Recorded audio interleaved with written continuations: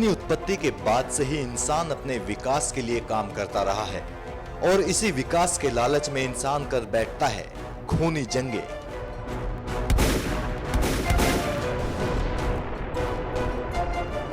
बीसवीं सदी में भी दुनिया ने कई जंगे देखी थी, लेकिन उन सब में सबसे खतरनाक थी वो दो जंगे जिन्होंने क्रूरता और रक्तपात का वो मंजर देखा जो पहले कभी नहीं देखा गया था।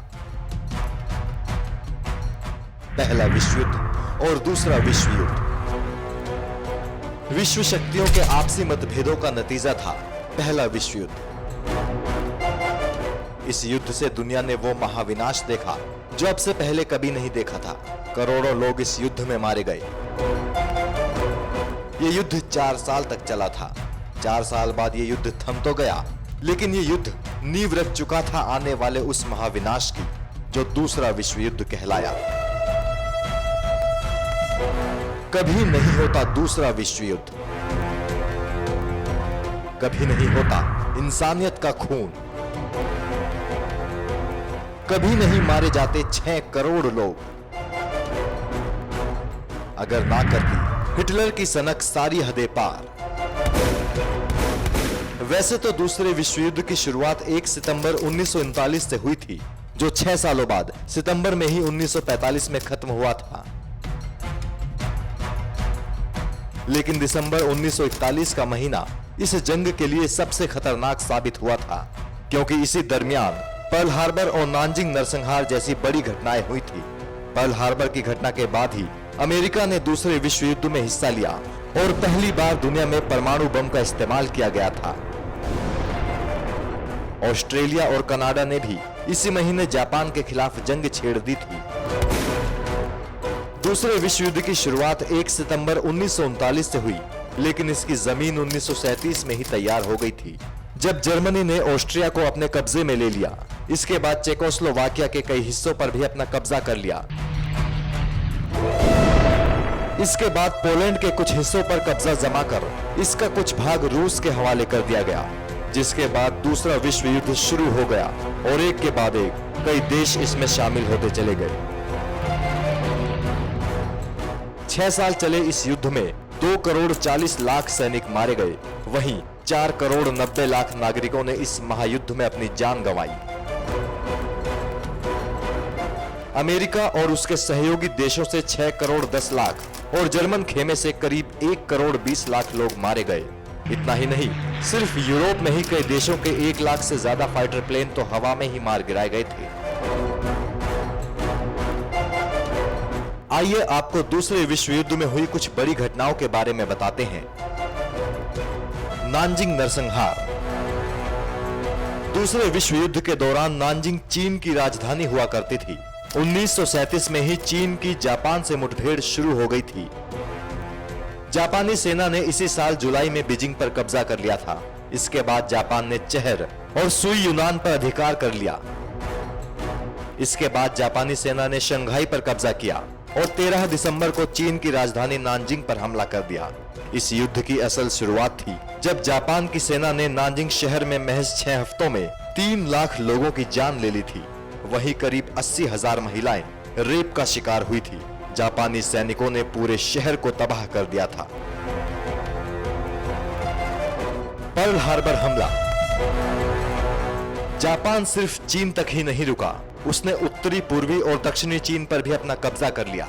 लेकिन पश्चिमी और उत्तरी पश्चिमी हिस्से पर कब्जा जमाने में जापान नाकाम रहा।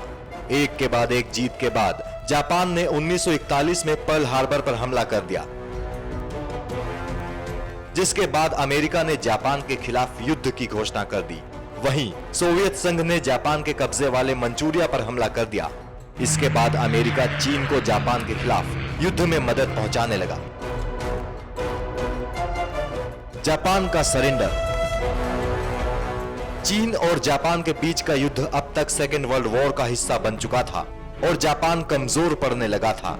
फिर एक दिन अमेरिका ने जापान के 2 शहरों हिरोशिमा और नागासाकी पर परमाणु बम गिरा दिया। लाखों लोग एक ही झटके में खत्म हो गए, हजारों बाद में मरते रहे। हिरोशिमा और नागासाकी पर परमाणु हमले के बाद जापान ने 1945 में अपनी हार मान ली और सरेंडर कर दिया। चीन ने दावा किया कि इस युद्ध के दौरान चीन के नागरिकों और सैनिकों समेत कुल 3.5 करोड़ लोग मारे गए थे। वहीं जापान की डिफेंस मिनिस्ट्री के मुताबिक जापान के 2 लाख सैनिक मारे गए थे। जर्मनी की हार का कारण बना रूस। 1944 तक जर्मनी चारों तरफ से घिर चुका था। अमेरिका, ब्रिटेन, ऑस्ट्रेलिया और पोलैंड से लेकर रूस भी जर्मनी के खिलाफ थे। जर्मनी ने भारी संख्या में अपनी फौज रूस के मॉस्को में हमला करने के लिए भेज दी थी, लेकिन सैनिकों को इस बात का अंदाजा नहीं था कि रूस इतना बड़ा है कि मॉस्को तक पहुंचते पहुंचते ही आधी सेना खत्म हो चुकी होगी। हुआ भी ठीक वैसा ही। रूस के पल पल बदलते मौसम की मार जर्मन सेना झेल नहीं पाई। हजारों की तादाद में जर्मन सैनिक बीमार पड़ गए और सैकड़ों ने बीच रास्ते में ही दम तोड़ दिया। और जो सैनिक मॉस्को पहुंचने वाले थे उन्हें रूस की रेड आर्मी ने नेस्तनाबूद कर दिया। इसके बाद रूस ने ही जर्मनी पर हमला बोल दिया। वहीं जर्मनी पर पहले से ही अमेरिका, ब्रिटेन, ऑस्ट्रेलिया और पोलैंड जैसे देश कहर बरपा रहे थे। आखिरकार 8 मई 1945 को रूस की सेना के सामने जर्मनी की नाजी फौज ने घुटने टेक दिए। इसी के चलते रूस में हर साल 9 मई विजय दिवस के रूप में मनाया जाता है। 36,000 भारतीय सैनिक हुए शहीद। दूसरे विश्व युद्ध के समय भारत पर ब्रिटिश सरकार की हुकूमत थी। इसी के चलते दूसरे विश्व युद्ध में ब्रिटेन ने भारतीय सैनिकों का जमकर इस्तेमाल किया था। भारतीय सेना के 2 लाख जवान युद्ध में शामिल हुए थे। भारतीय सैनिकों ने अफ्रीका, यूरोप और एशिया महाद्वीपों में युद्ध किया। भारतीय सेना ने इथोपिया में इतालवी सेना के खिलाफ, मिस्र, लीबिया और ट्यूनीशिया में इतालवी और जर्मनी सेना के खिलाफ, और इतालवी सेना के आत्मसमर्पण के बाद इटली में जर्मन सेना के खिलाफ युद्ध किया। सबसे ज्यादा भारतीय सैनिकों को जापानी सेना के खिलाफ लड़ाया गया। इस सैन्य अभियान में 36,000 से ज्यादा भारतीय सैनिक शहीद हुए और 34,354 से ज्यादा घायल हुए थे। वर्ल्ड वॉर से जुड़े इंटरेस्टिंग फैक्ट्स। सिर्फ यूरोप में ही 1 लाख से ज्यादा फाइटर जेट्स आसमान में ही उड़ा दिए गए थे।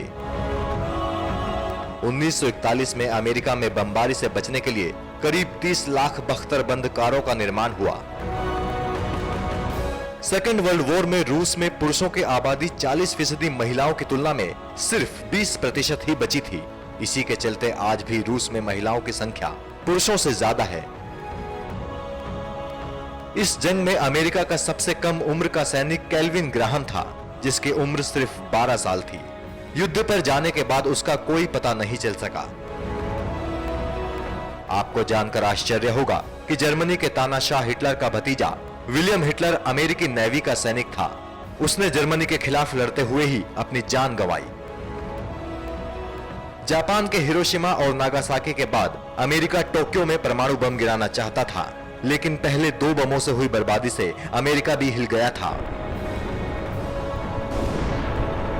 और इस तरह टोक्यो बर्बाद होने से बच गया था।